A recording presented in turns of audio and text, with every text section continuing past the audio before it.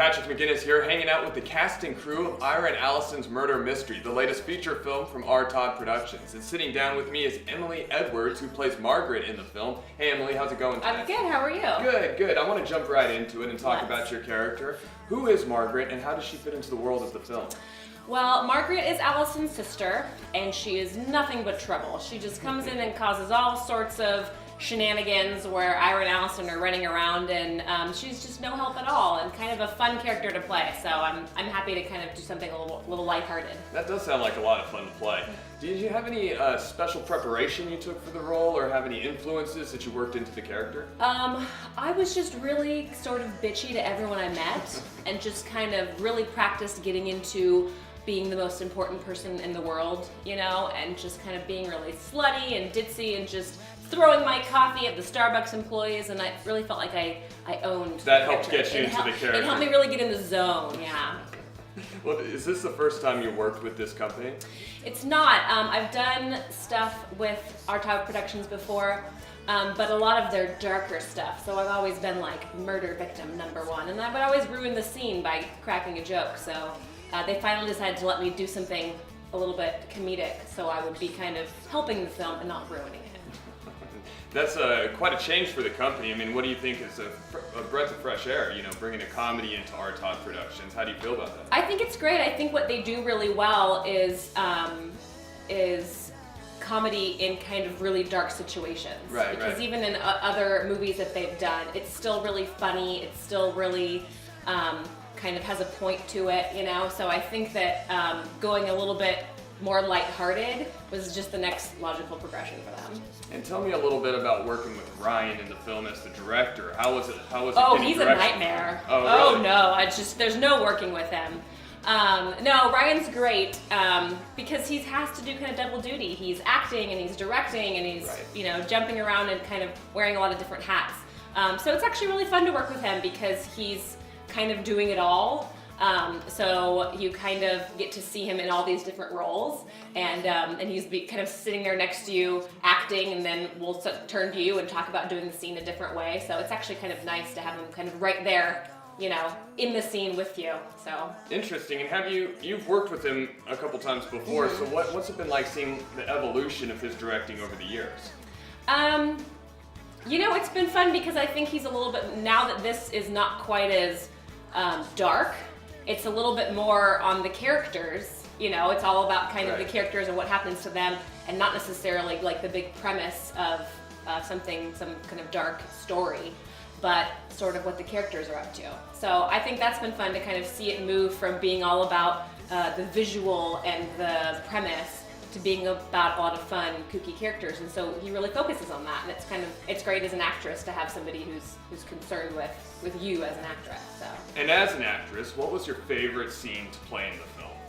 Oh, where I get to eat the cake. I mean, you know. Well, tell us about that. So I'm supposed to come in and steal the cake from somebody, and we did one shot, and I was really mad because I was really looking forward to having lots of different takes where I could eat the cake. But yeah, we did it in one shot, but it was really, really fun, and I just kind of get to push everybody aside and, you know, kind of live out all my fantasies of being kind of a bitch and just taking whatever I want, so, and I did. Talking to a lot of the other cast members, it seems like there was a very warm community on the set. What was it like working with your fellow cast members? Were there any standouts, any friends that you made on set? Tell us about that. There was. It was really great. Kelly and I have known each other, who played Allison, since high school. So we already had quite a bit of a rapport. So we just only made it more difficult for everyone to do their job because we were just laughing the whole entire time. So I'm sure that we were not as serious as often as we should have been, but we had a lot of fun.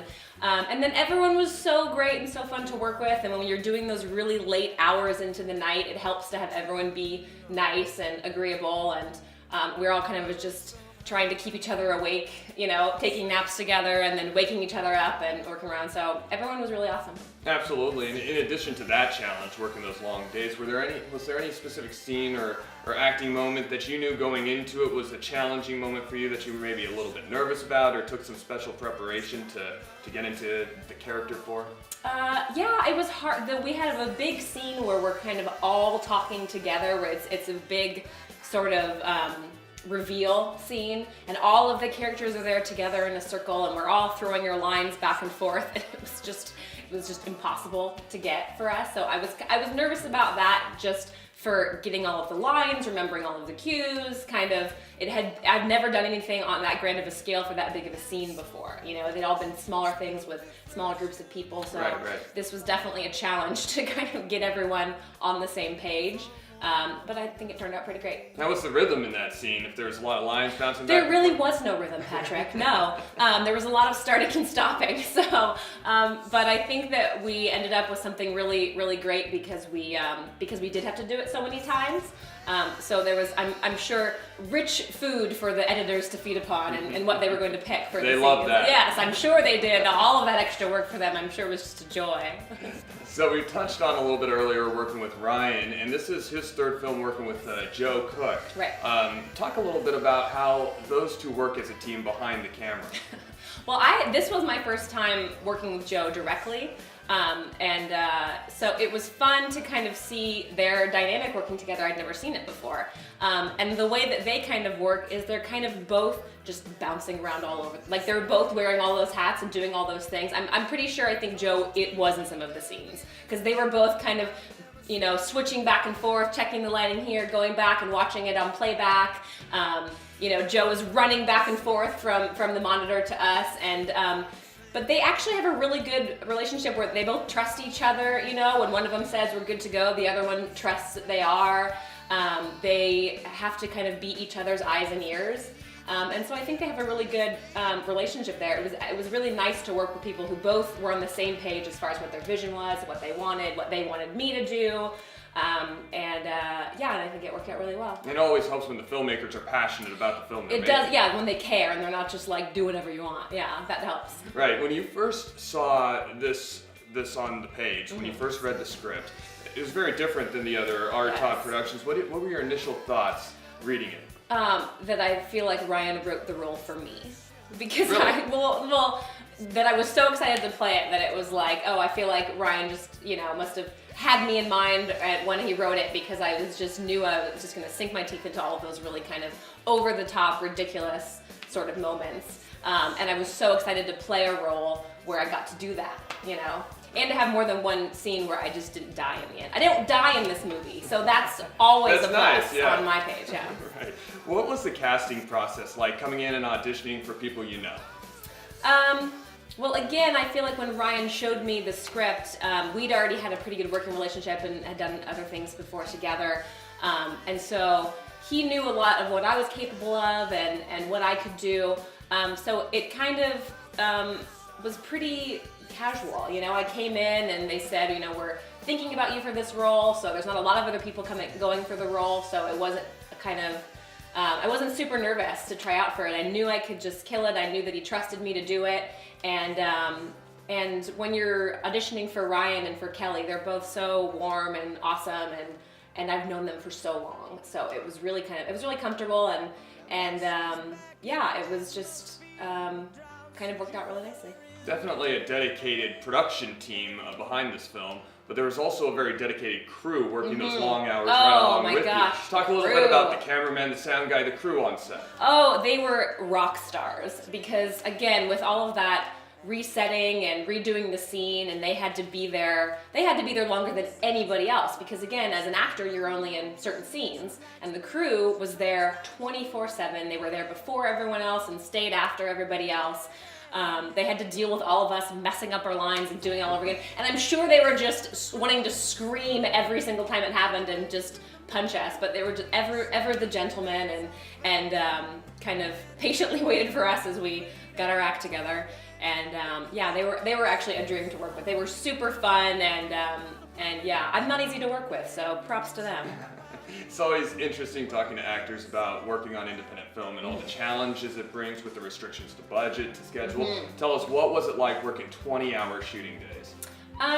You know, it was actually a lot of fun. There weren't many. We did this movie in just a few days. So they were long days, but there weren't a lot of them. So you kind of just had to, that morning of that big long shoot was like, got my coffee, You know, I've got my breakfast. I got what I need, and now I just have to hunker down and do it. You know, and we had so much fun, and the energy was going, and there were a lot of extras on set for later in the big party scene. So it kind of kept the energy really alive, and I think it's more fun because you kind of are in this bubble for a while. And it's all you're thinking about. When you leave and you come back and you do scenes kind of here and there, you kind of take yourself out of it, you know, and have to reintroduce yourself and refamiliarize yourself with the character and with the scene. So it's kind of fun to just live that life for 20 hours and really feel like, you know, you're there. And someone was actually murdered and you actually have to, you know, worry about this. Yeah, I'm sure coffee played a large part into it, but did you have to do anything else to keep yourself fresh, you know, to come out of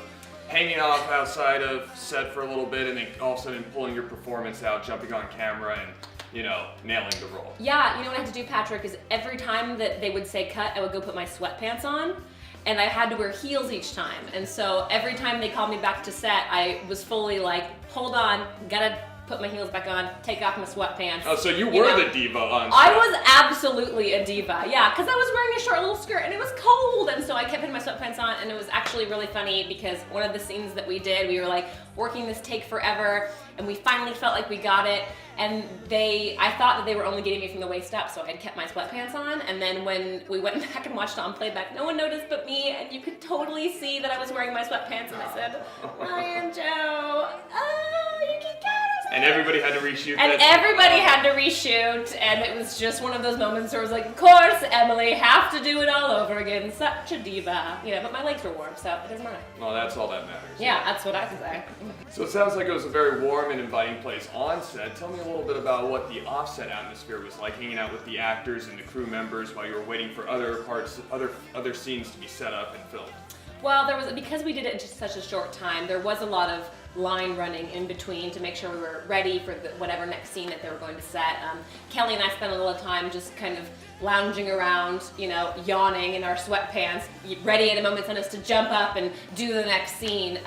But it was actually a lot of fun because, you know, there's people there and there's food and there's coffee and you kind of can just kind of hang out in between, and again, everyone was just as warm as they are on set, they are off set. So it was really kind of fun to just kind of sit and relax with those people for a second, take off our heels, you know. A lot of the day was in and out of our heels, in and out, because when you're standing, Kelly was wearing those boots all day long, and she had to do it for like a billion different scenes. So there was a lot of like hobbling over to the couch and then just like falling on and letting our shoes fall off and crying when they asked us to put them back on.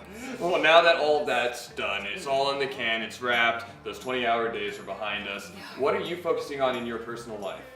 In my personal life, well, I'm a musician as well as an actress, so I have a website I'm trying to put together to get my music out there. I'm a classical singer, so I, you know, get hired to sing at like weddings and events and things like that. So I'm trying to get a website set up for that, as well as working on a web series with some of my other writing partners. So kind of a lot of other stuff going on. That does sound like a lot. So you're like a full-rounded artist. Oh yes, I'm very well-rounded, Patrick. I do it all. Triple threat. So speaking to an artist, what out of any role in the future, in an ideal future, would you like to, as an actor, really sink your teeth into? Any type of character or type of role you'd like to play? You know, coming from a musical background, all of my dream roles were kind of old musical theater roles, like Oklahoma, My Fair Lady, Carousel. So I think probably one of my dream roles would probably to be, you know, Eliza Doolittle in a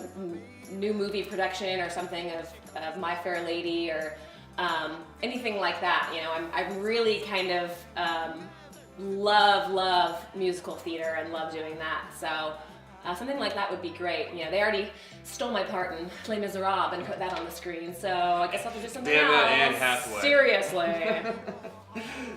So they've been talking about premiering this sometime early summer, and I know you've seen yourself in other films of theirs before, but what would it be like seeing yourself in this film on the big screen?